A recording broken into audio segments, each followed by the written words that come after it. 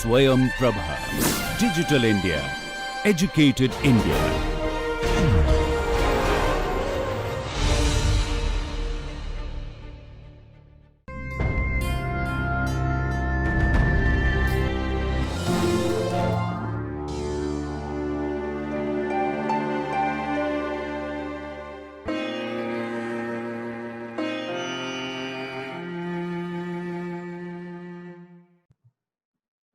Hello and welcome to the 9th tutorial session for this undergraduate thermodynamics. So far we have done 8 tutorials. I am Dr. Jishnu Bhattacharya, an associate professor in mechanical engineering from IIT Kanpur.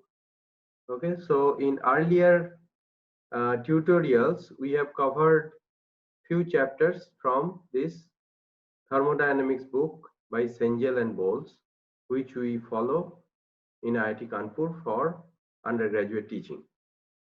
Okay, so the first chapter, first, second, third, fourth, and fifth, sixth, up to sixth chapter we have covered in last 8 tutorials.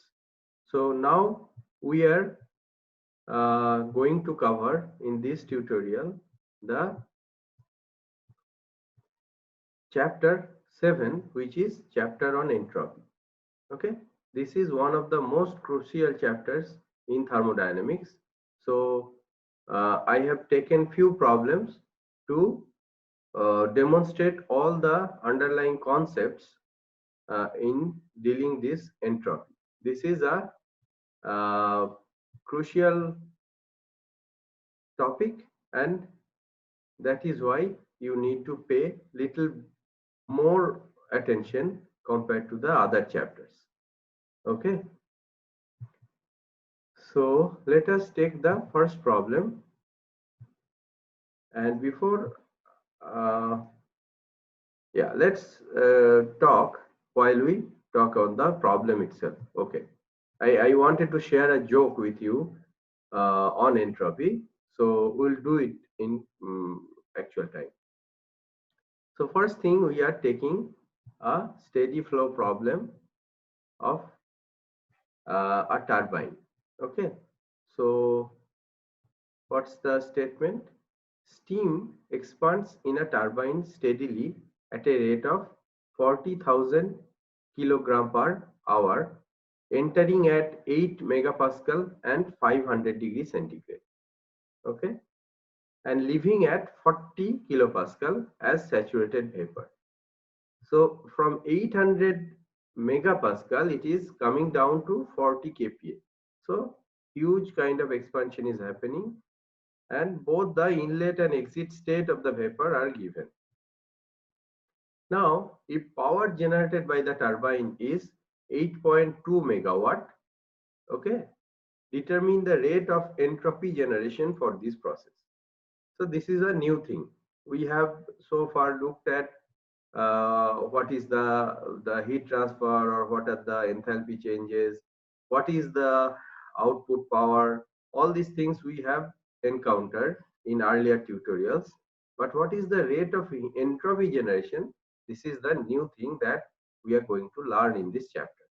And again, I am assuming that you have thoroughly read through the chapter, you understood the concept, and then only you are taking up this tutorial for solving problems. Okay, and it is also given that assume the surrounding medium to be 25 degrees centigrade. That is also a new thing. You notice that so far we did not care about what was the surrounding temperature. Okay, but now we will have to care, because entropy is not a property of a system. It's not a standalone thing. Okay, entropy is a property of the combination of the system and the surrounding. So that is why this surrounding medium information is important. Okay, so now so as I was saying, that until now only mass and energy balance we have looked at. Okay, now we will have to look at the entropy balance as well. So here I want to bring your attention to the concept of entropy a little bit, because that's the trickiest concept in thermodynamics. Once you get the concept of entropy right, okay, then things become much easier and you can see any problem in much clearer way. Okay, so uh, let's talk a little bit about the joke I was trying to share with you.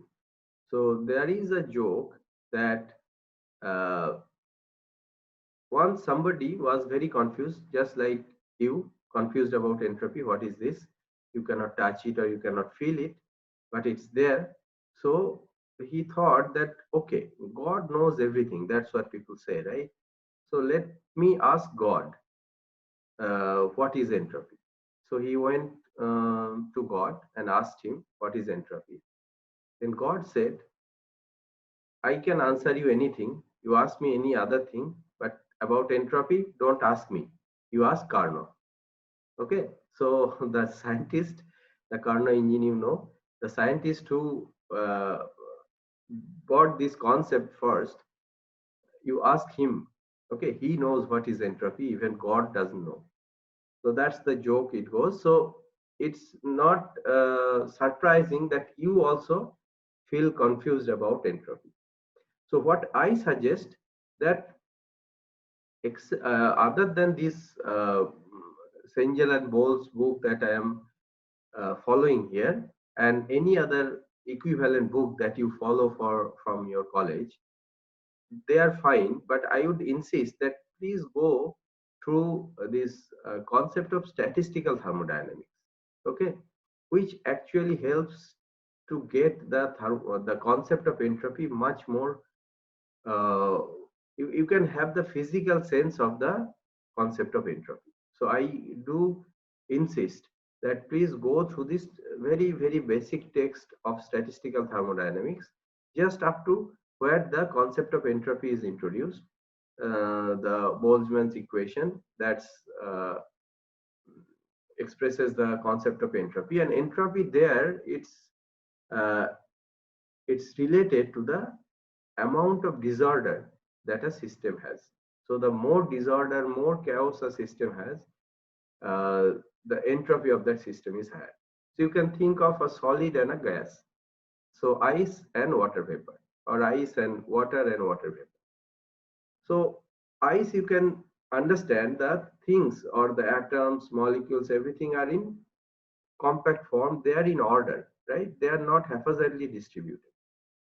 So you can say, intuitively you can understand that ice will have less entropy, water will have more entropy than that, and gas, where everything can disorder pretty quickly, there the entropy content will be higher.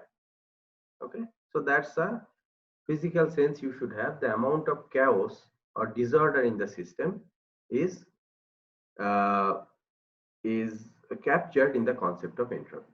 Okay, so even in statistical thermodynamics, even if you don't understand all the mathematical details, it requires a little bit of training to understand the mathematical and physical details, and a lot of imagination actually goes into statistical thermodynamics. But even if you don't get all of them, please go through few initial chapters, at least up to the concept of entropy, okay, to get a clearer view or some philosophical understanding of what entropy is before you delve in the numbers and all. You do that so that the physical sense is correct. Okay, so enough with the introduction. Let's try to solve this problem. So first thing first, we have to do mass balance. There is no doubt about it. And mass balance means there is only one entry and one exit. So mass balance is just a single flow. M1 dot will be equal to M2 dot, and you can write it as simple M dot. Okay, so that's the mass balance we have. And now we need to do the energy balance. Okay, So entropy balance, entropy change, if we want to find, you cannot just skip it, skip this mass balance and energy balance and directly find the entropy balance. It's not possible. You have to go through the mass and energy balance because it is directly related to those quantities, the entropy. Okay, so energy balance is here. It's a steady flow process. So you take a control volume around this turbine, and whatever is coming in, energy input will be equal to energy output. So what is the energy input? Only one inlet is there, which is M1, M dot into H1. That's the input happening to the control volume. And what is output? There are three outputs. One is M dot H2, which is just going out, the exit flow of the steam. Okay, and another, the tangible thing that we want out of the turbine, that's the work output, W dot out. Okay, that's the second output going out from the control volume. And the third one is the heat output. Okay, some heat will be lost, and there is nothing given about insulated or adiabatic turbine or anything. So we cannot just assume that Q dot out is 0. Okay, earlier cases, most of the cases we have seen that it was given that it's insulated turbine. Okay, so here that's the energy balance. So Q dot out you can write in terms of M dot into H1 minus H2 minus W dot out. Okay, this thing is given. W dot out is directly given to be, what is that value? I think it's, let me see. Yeah, the value is 8.2 megawatt. Okay, here it's given the power output. Okay, fine, that's given. And to get the Q dot out, we need to have this H1, H2, all these things. Okay, so and the states are given, so we will now find out what would be the H1 and H2 values. Okay, so for state 1, what is given? The pressure 8 megapascal and temperature 500 degrees centigrade. So we can look up table and we can find out what is H1. That's 3399.5 kilojoule per kg. And as we are looking up table, it's better to look up the entropy, specific entropy value corresponding to that state as well, because anyway we are going to use that value. So in one go from the table we can look up both H1 and S1. That will save time. Otherwise again you have to look up table when we do the entropy balance. Okay, so for state 2, what is given? It's 40 kPa, the exit pressure. And so here I will bring your attention to 40 kPa. So you can see this is less than 1 atmosphere, right? So 1 atmosphere is about 100 kPa and this is 40 kPa. So below the atmospheric pressure. That means the condenser where the steam out of the turbine is going, that is kept at lower temperature, and that's why the pressure is also low. Okay, that's how we increase the work output from the turbine. If we exhaust it in atmospheric condition, the work output will be less. Okay, so that's the condition. The exit pressure is 40 kPa and it's saturated vapor. So we can find H2 to be 2636.1 kilojoule per kg, and we will also find the specific entropy 7.6691 kilojoule per kg Kelvin. Okay, now W out is given and mass flow rate is also given, but we have to convert it a little bit because it's given 40,000 kilogram per hour. So for hour is not a convenient unit. So what we will do, we will divide it by 3600 to make it kilogram per second. Okay, so this m dot comes out to be 11.11 kilogram per second. Okay, so now in this equation, Q dot out equal to m dot h1 minus h2, W dot out minus W dot out. everything we know in the right hand side. So we can find the heat that's leaving the system per second. That's 282.6 kilojoule, okay, per second. So that means it's kilowatt. That's the rate of heat rejection by the turbine. Okay, so that gives, that we get from the energy balance. Now the interesting part. Okay, what is asked? We need to find the rate of entropy generation. Okay, this is a new thing, right?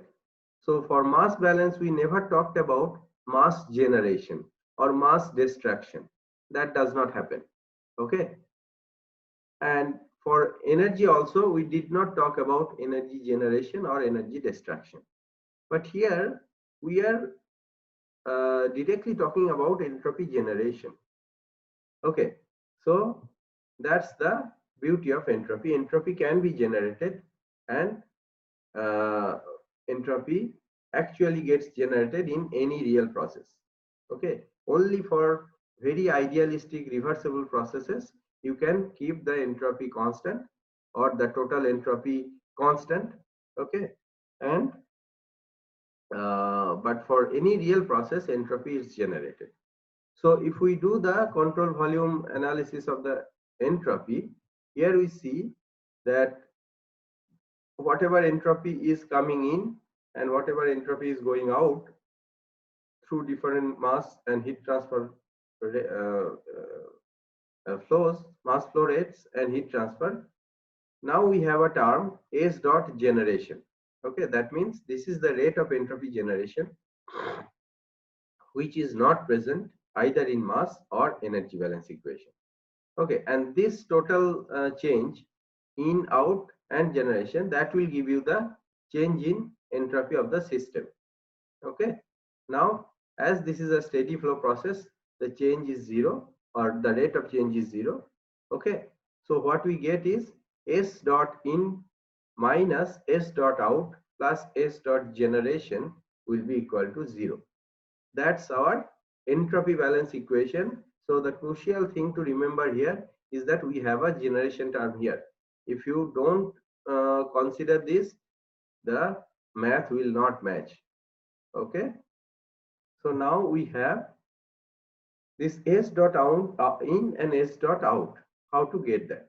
One thing is clear: for the mass that is coming in and going out, we have some associated entropy. So m dot S1 minus m dot S2, those are the entropy, the entropy of the flow that's coming in or going out. So this m dot S1 minus m dot S2, this is coming from the mass flow rate in and out of the control volume. Now it also related to the heat transfer, right? Not only the mass transfer but also the heat transfer. So this Q dot out, now to convert it to entropy generation, this is, we have to divide it by temperature of the boundary. So boundary, and at the boundary it's the temperature of the surrounding, right? So let me go back to the figure that we initially showed. Yeah, here. So if you look at the control volume here, you can see, if this is control volume, is an imaginary surface, right, which covers the whole thing. Now this imaginary surface, you can take it anywhere as long as it does not include something which is not what we are interested in. So if we take it further away from this turbine, then the temperature at the boundary will be surrounding temperature, right? And as I have told you, the entropy generation is a property of the combined system of the system and the surrounding, of the control volume and the surrounding.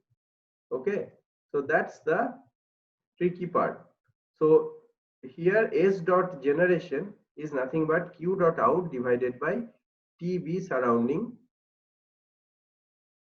Okay, so no, I mean that's the entropy that's going out with the heat. Now plus the S dot generation will be equal to 0. So this S dot generation, now you can just bring it to the other side of the equation, or the equality sign, and all of the values are known here. S1, S2 we have looked up, M dot we have calculated, Q dot out we have calculated, and TB surrounding is given. The surrounding temperature is critical. Please take a note of this. Okay, so the S dot generation you can find is 11.4 kilowatt per Kelvin. Okay, so this is the first problem we have looked at, which gives us all the concepts required, and we will go to the next problem where we will apply this concept readily. Okay, so now we are not going to deal with a saturated or superheated vapor. What we are going to deal is an ideal gas. Okay, so oxygen enters an insulated 12 centimeter dia pipe. So you can look at the figure here. Pipe with a velocity of 70 meter per second. Velocity is given. So at the pipe entrance, the oxygen is at 240 kilopascal and 20 degrees centigrade. So the inlet condition is given, the state as well as the velocity is given. At the exit, it is at 200 kilopascal and 18 degrees centigrade. Again, at the exit, everything is given. And the velocity cannot change because this is not a converging or diverging channel. It's a straight channel, straight pipe, and so velocity cannot change. If velocity changes, then the mass flow rate will change, which for single exit and out entry point, the mass flow rate cannot change. Okay, so calculate the rate at which the entropy is generated in the pipe. So first of all, tell me how the entropy will be generated here. Because it will be generated because of the friction. Okay, you can see here the pressure is coming down, right? 240 kPa it starts, and at the exit it's 200 kPa. So pressure is coming down, and the temperature also is coming down. So some heat is being lost, or just because of the friction, this temperature is also changing. Heat loss is not true because it's given it's an insulated tube. So whatever is happening is because of this flow and the frictional loss that's happening here. Now this is a steady flow process, right? And the pipe is insulated, so no heat loss to the surrounding. Surrounding heat loss is not happening, but if some heat is getting generated due to friction, that is taken out by the outgoing flow. Okay, so heat can be generated, okay, but it's not going out through the boundary to the surrounding. Okay, yes, so no heat, so no entropy is getting generated due to the heat transfer. Now the third point we have to note here, that the state is changing. The frictional losses in the pipe is changing the state. So an irreversible process is happening. Whenever we have frictional loss, the process becomes irreversible. So the reversible process is an ideal process with no heat transfer, with no friction, and even if there is heat transfer, that's infinitesimal. Okay, the temperature difference is so small, the heat transfer rate is as small. Okay, so that's the reversible process, but in reality we don't have it. We have a frictional process and it's irreversible, and it has to be associated with entropy generation. This also you have learned in the chapter, that the whenever we have an irreversible process, it is associated with generation of some entropy. Okay, so now you assume that oxygen is an ideal gas. So for that you can look up the values or the properties of this the gas constant, which is 0.2598 kilojoule per kg Kelvin, and the coefficient of the specific heat at constant pressure, that's 0.918 kilojoule per kg. So that you can look up from the table. So next thing, here you can go to the entropy balance equation directly. Unlike the earlier problem, we can go to the entropy balance equation because the mass balance is straightforward. You don't have to do it. The same mass is coming in and going out through a single entry and single exit point. So no mass balance is actually required. But of course you need to know the mass flow rate. That we will do. And also the energy balance equation we don't require, because again the heat transfer rate is given to be 0. Okay, it's insulated pipe, so no heat is going out, and all the heat transfer is happening is through the entry and exit. So if we want to know the entropy balance, we just want to have we can go to that entropy balance equation directly. Okay, so please follow the mouse as I am moving here. So again, entropy balance equation is what is coming in, what is going out, plus what is getting generated will be equal to delta of the change in entropy for the system, the rate of change of entropy. And as steady state, this will be 0. Okay, so the S dot generation we can directly write S out minus S in, right? Just bringing this to the other side of the equality side. So that means what? This is m dot, the mass flow rate, multiplied by specific entropy at the exit minus specific entropy at the inlet. Okay, so now in the chapter we have seen that this, for ideal gas we can write S2 minus S1 will be equal to Cp, or the specific heat at constant pressure, into natural log of T2 by T1. T2 by T1, that's the ratio of temperature at the exit and inlet, and natural log of that multiplied by Cp will give portion of the change in entropy. Okay, minus R. R is the gas constant for that particular gas, which is oxygen here, into again natural log of the pressure ratio. Okay, P2 by P1. So how this comes? Cp ln T2 by T1 minus R ln P2 by P1. This is derived in the book, and I am assuming you have learned that. So we are going to directly use that formula here. Okay, so now what we don't know here is the mass flow rate. Okay, the mass flow rate is given in terms of the velocity. So this area multiplied by the velocity divided by the specific volume. Okay, that's the mass flow rate. And what is the specific volume here? Specific volume will be R into T1 by P1. Okay, so at any stage you can find it at exit, you can find it at inlet, wherever you are comfortable with. So we are doing it at inlet. So everything is known here. You can find the specific volume to be 0.3172 meter cube per kilogram. Okay, so m dot, now you can find A1 into, the area, cross-sectional area, the velocity V1 which is given, and now the small v1 which is the specific volume at entry, that also we know.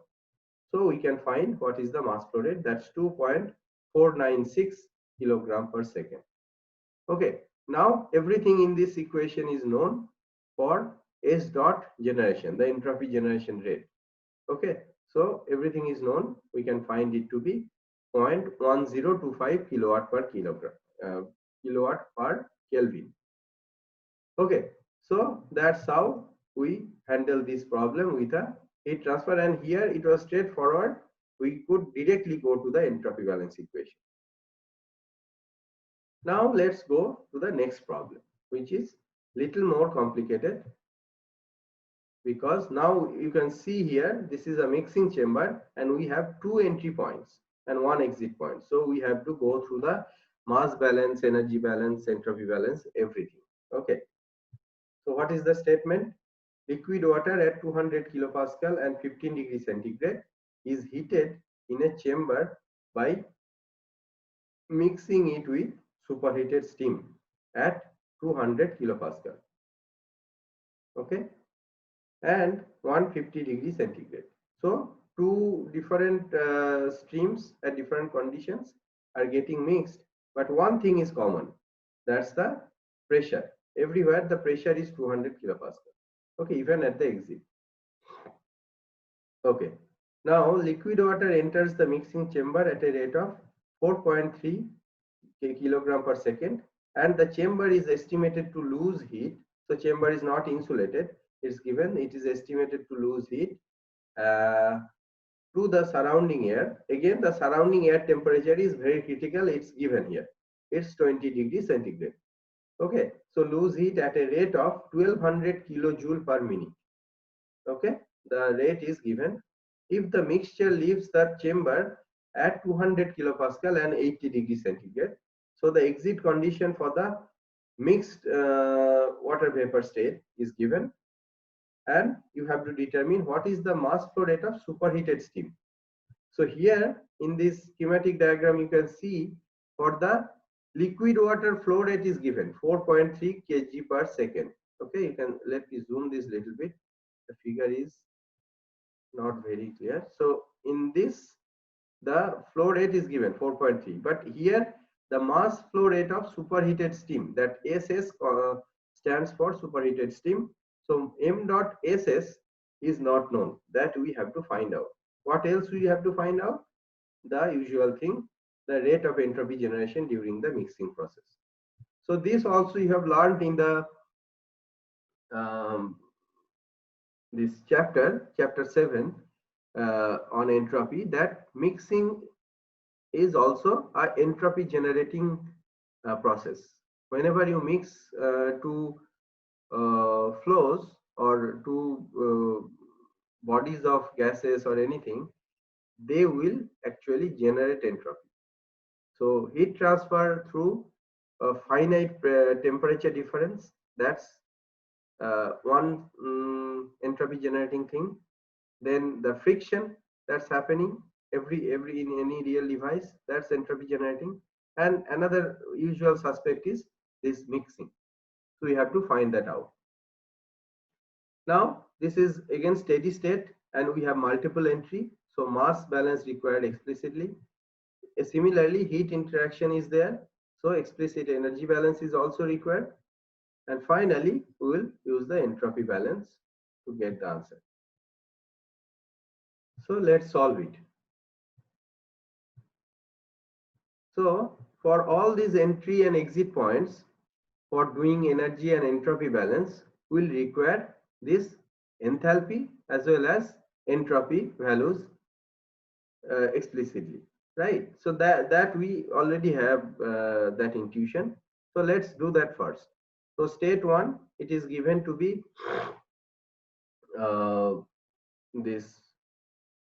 the pressure is given to be 200 kilopascal, temperature is given. So we can find what is the saturated temperature corresponding to this pressure. Okay, 120.21 degree centigrade. So the actual temperature is 15 degree.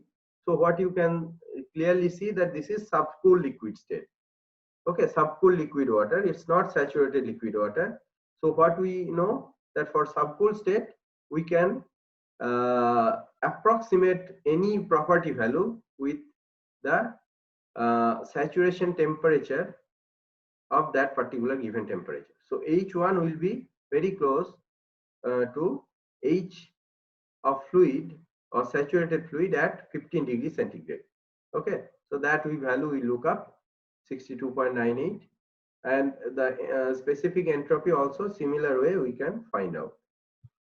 At state 2, again pressure and temperature are given, and you can see that this is, and it's also written that it's superheated steam. Otherwise you could see what is the saturation temperature for 200 kPa and whether this temperature is higher or not. That way you can find whether it's superheated or two-phase region steam.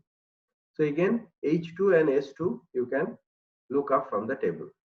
Now state 3, pressure and temperature are again given. Now again this T saturated is higher for the exit state. So again, it's a subcooled liquid state. Similar approximation you will make, that H3 will be equal to HF at 80 degrees centigrade, and that value you can look up from the table, 335.02 kilojoule per kilogram, and S3 will be 1.0756 kilojoule per kilogram Kelvin.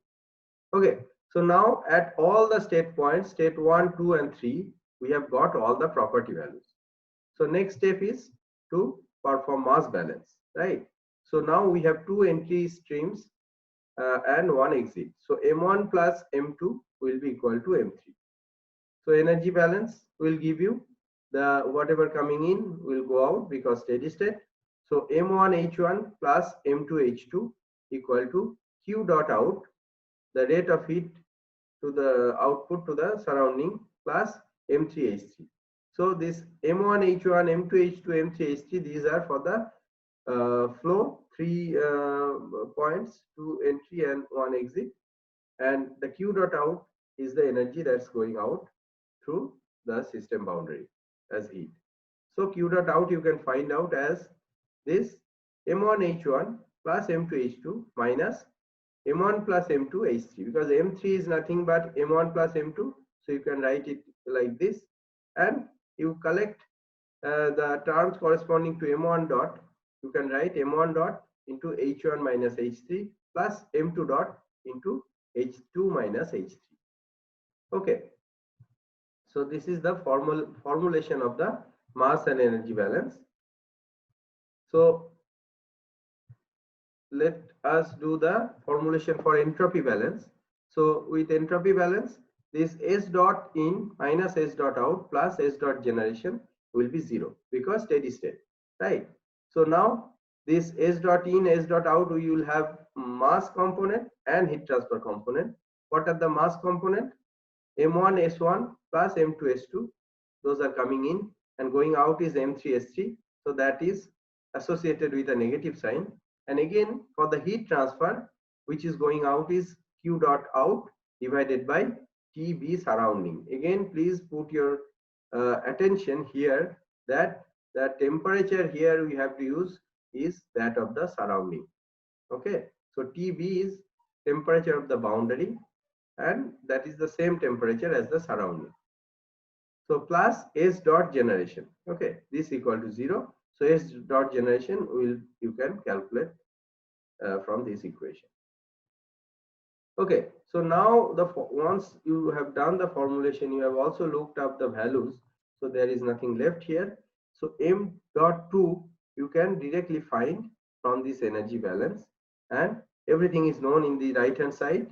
So it will be 0.4806 kilogram per second, and that's the first answer which was asked for. So what is the mass flow rate of the superheated steam of the second inlet?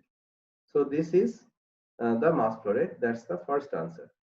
Now once we know M dot 2 and M dot 1 is given, so by adding them we can find what is the M dot 3, 4.781 kilogram per second, and that is required because all these values M dot 3, M dot 2, M dot 1 will require to solve the entropy balance equation.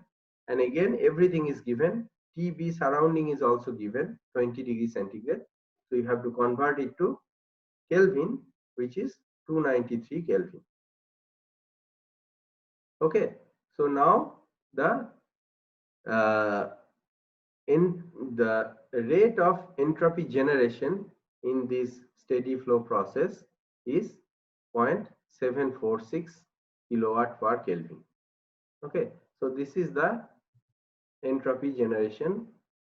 So let me just quickly recap, because this is a problem which actually involves all the steps necessary for a steady state process. Okay, so here we have multiple entry.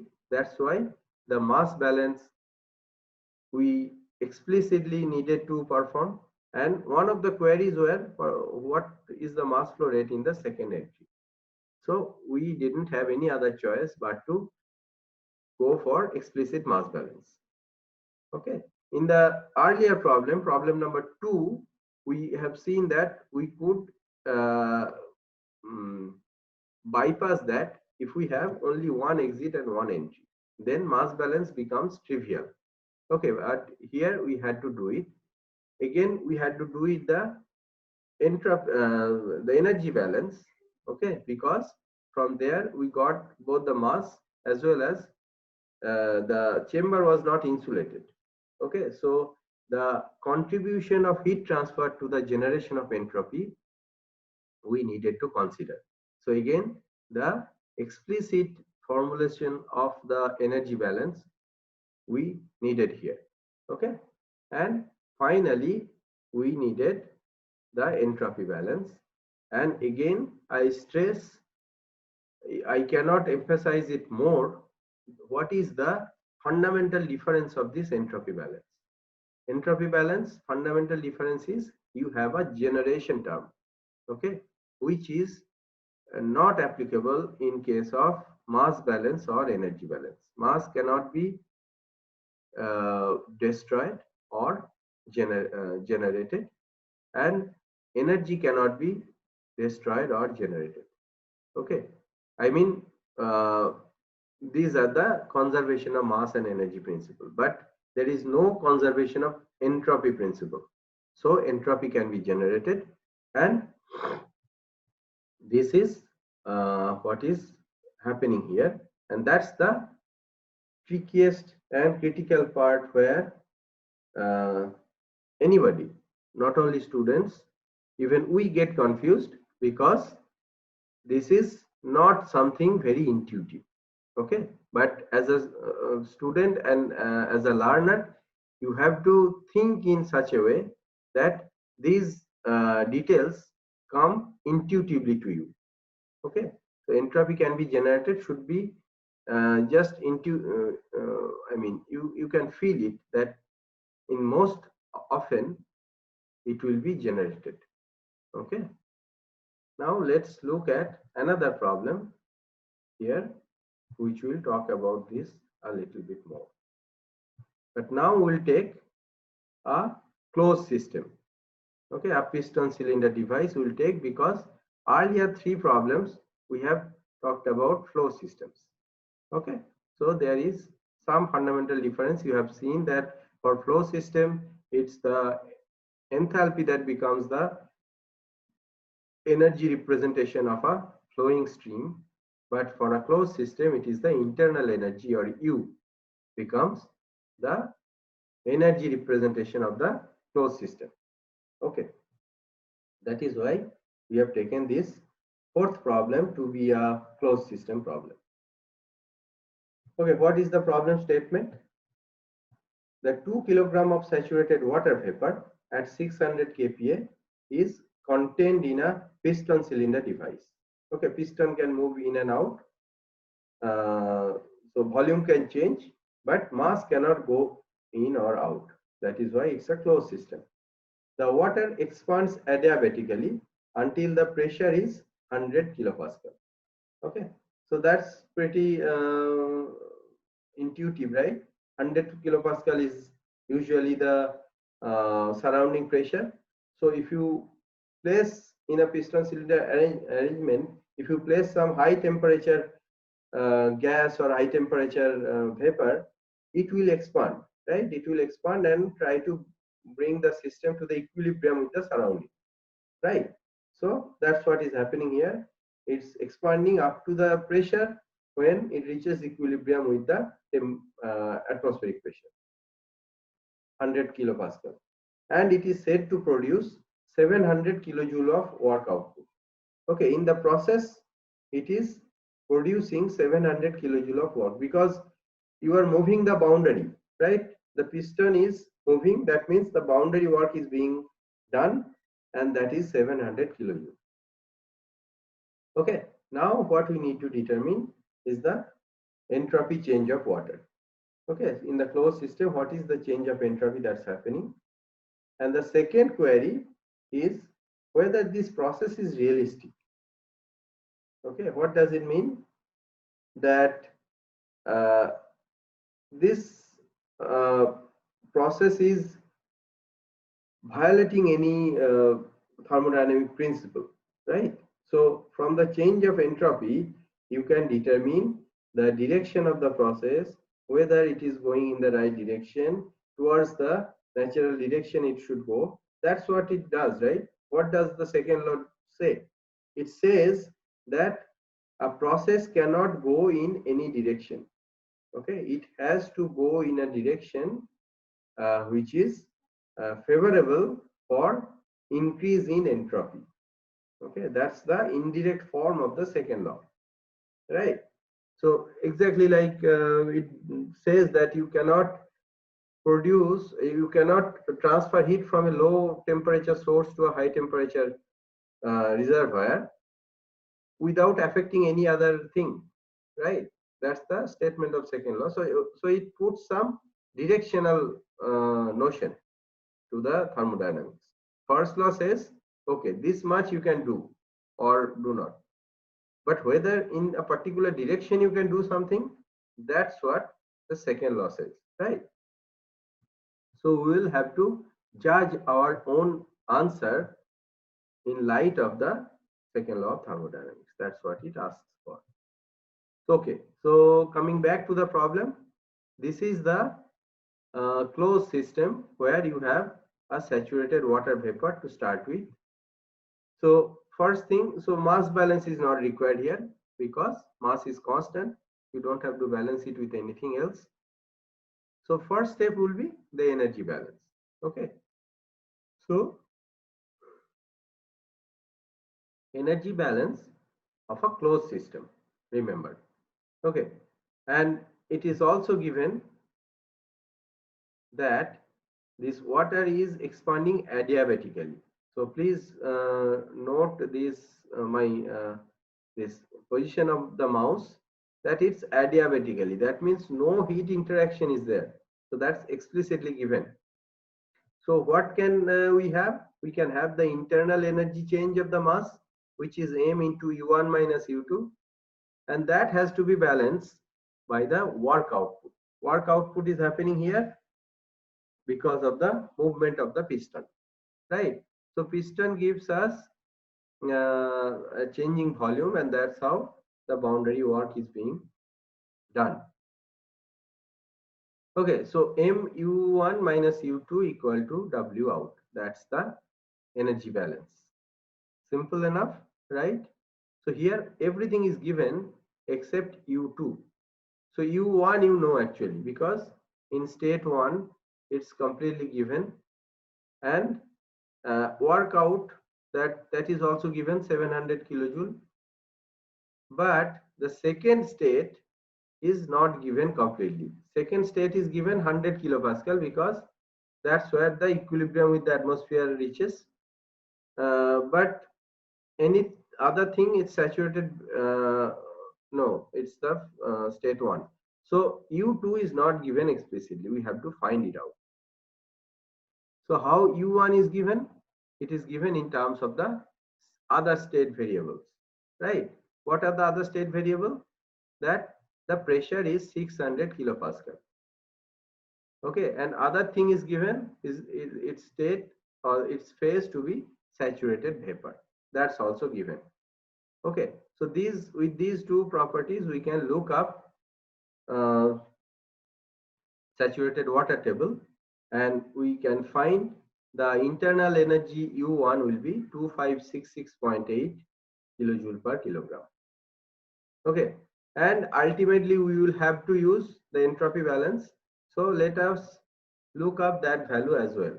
So S1 is 6.7593 kilojoule per kilogram Kelvin. Okay, so this I am saying you again that please look up the table, all the relevant details that you will require, right? Don't go back to look up the table again and again, because that will eat up your time in an examination hall. Okay, so now this U2 you can find out from the energy balance equation is U1 minus W out divided by M. Okay, so here you note that there is no dot, because dot means rate of change, and here M is the total mass. It's not the mass flow rate or work output rate, which is true for a turbine or a mixing chamber with steady flows and all. Okay, so basically m is your mass of the system. So u2, u1 minus w out by m. Okay, and u1 we found out, w is given, mass is also given. So u2 we know now, 2216.1 kilojoule per kilogram. Okay, so what's the next step? Ultimately we have to find the entropy change of water, right? So first we need to find the state number 2 explicitly, right? So if we look up now what we know about state 2, the final state, it is P2, which is 100 kilopascal, and now we know U2 as well. So now two things we know. So we should be able to find out any other property of it. Okay, just from the Gibbs phase rule, you can find out any other when we have two values known. But we don't know whether it's saturated vapor, subcooled liquid, or superheated vapor. That we don't know, right? Which part of the of the dome, whether inside dome or left hand side of dome or right hand side of dome, that we don't know. So for that, what is the procedure? You have learned this earlier. I'm repeating it here again. That you look up the saturated value for corresponding temperature pressure. Okay. So UF at 100 kilopascal is 417.40 kilojoule per kilogram. Okay. And the saturated water vapor internal energy at 100 kilopascal saturation pressure is 2505.6 kilojoule per kilogram. So the U2 value, which is 2200 something, is lying between these two values, right? 400 something and 2500 something. So U2 is lying between UF and UG, right? So that tells us that, okay, this state 2 is in two-phase region. Okay, so you can save a lot of time just by knowing where you are lying, because otherwise you will look up superheated vapor table and get confused about everything. Okay, so when you know that you are in two-phase region, you also know what is the pressure, so you are on a single line now. Okay, so now you can find what is the vapor quality of state 2, which is U2 minus UF, or the fluid internal energy divided by UFG. UFG is nothing but, in some steam table it is given explicitly UFG, and in some steam table it's only UF and UG are given. So you can find UFG by subtracting UF from UG. So UFG is nothing but UG minus UF. So okay, so the vapor quality you can find, because everything you can look up corresponding to 100 kilopascal from the steam table, and the value you'll get is 0.8617. So that means the second state point is having 86% of vapor and somewhat less than 14% of liquid. Okay, so once you know X2, you can directly find what is the specific entropy of that state, which is SF plus X into SFG. And all of these values will be corresponding to 100 kilopascal, because that's the line you are on. That's the constant pressure line. Okay, so S2 you can find 6.5215 kilojoule per kilogram Kelvin. Okay, so now we know S2. So now what we can do, we can find out what is the change in entropy. Okay, change in entropy will be just whatever the initial whatever the final entropy is minus whatever the initial entropy is.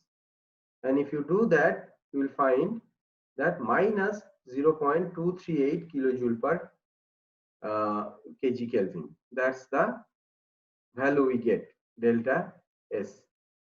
But this negative value, so entropy is getting decreased, right? Okay, so that will, your thermodynamic intuition is mature when you see that rings a bell, or that gives you an alert, okay, whether this is possible or not. If you don't feel that way by looking at some number, you are still immature in terms of thermodynamic concept. Okay, so this negative delta S should give you some alarm, and you should think that, okay, so entropy should, for any natural system, entropy should always increase. Okay, but entropy can go negative for a particular process. It can go negative, and it often goes negative. But for that, you need some external input. You need to put heat in, then only the entropy can go negative. Okay, but it is given that it's an adiabatic process. Adiabatic means what? Neither heat can go in nor it can go out. So for such a system, can entropy change be negative? No, right? So there itself you see that it violates the second law, and it is an unrealistic process. Okay, so this, okay, we are coming to that really quickly, but this, now this total delta S will be m into delta small s, right? So that you can find to be 2 kilogram multiplied by 0.238 kilojoule per kg Kelvin, and this is equal to minus 0.476 kilojoule per kg Kelvin. Okay, so now coming back to the conceptual part, now you can draw this whole thing in a temperature entropy diagram. That you first draw the dome, okay, and you can see the process is happening between two pressure levels. One is 600 kPa, the other one is 100 kPa. So you draw the two corresponding pressure lines. Okay, this is schematic. You don't have to get accurate or to the scale for this. And the first state was given to be saturated vapor at 600 kPa. So this is the state point. Okay, this is the state point of the initial state. Okay, now it is coming down to 100 kPa, and we have seen that this point 2 is left of this point 1 if you go along a vertical line. So along a vertical line means it's isentropic, right? Entropy is not changing. Now state 2 is having less entropy compared to state 1. So the process will be something like this. But the problem is, this is unrealistic. This cannot happen because this is an adiabatic process. Now if you have a reversible adiabatic process, that means you are following an isentropic process. In that case, you should be on this vertical line. Okay, and if you don't have a reversible adiabatic process, if you have a irreversible process or even irreversible adiabatic process, it should go towards your right hand side. Okay, so entropy should increase for irreversibility, but it is coming down negative. So simply this thing is not possible. So whatever values are given, the problem is unrealistic. It's violating the second law. And here it is directly asked whether it is violating or not. But often it will not be asked. It will be hidden. And from the numbers, you have to comment that way. Okay, this is not possible. Okay, and that's the intuition we are talking about here. And hopefully this chapter will clear much of your doubts on entropy. And here we stop today. In next tutorial, we'll look at exergy. Thank you.